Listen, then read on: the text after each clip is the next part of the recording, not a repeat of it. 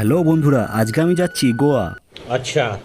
আমার ফ্লাইট যেহেতু কাল সকাল 7টায়, তাই আমি রাত্রে 8টার সময় বেরিয়ে পড়লাম। আর আমি এই গাড়ি করেই যাবো সোজা কলকাতা। আর এই গাড়ি করে আমার কলকাতা আসতে সময় লাগলো মাত্র 3 ঘন্টা। আর গাড়ি থেকে নেমে আমি চলে এলাম সোজা হোটেলে। আর আজ রাত্রিটা আমি এই হোটেলেই থাকবো। শুধুমাত্র একটা রাত্রি থাকার জন্য এই হোটেলে ভাড়া নিল 2500 টাকা। আর এখন বাজে রাত্রি 11:30, তাই আমি আমার রাতের খাবারটা তাড়াতাড়ি খেয়ে নিলাম। ঘুম থেকে ভোর 4টের সময় উঠে এয়ারপোর্ট যাওয়ার জন্য রওনা দিলাম। আর আমি যেহেতু এয়ারপোর্টের কাছেই ছিলাম, তাই আধ ঘন্টার মধ্যেই আমরা পৌঁছে গেলাম দমদম ইন্টারন্যাশনাল এয়ারপোর্ট। এরপর টিকিট দেখিয়ে সোজা ঢুকে পড়লাম এয়ারপোর্টের ভিতরে।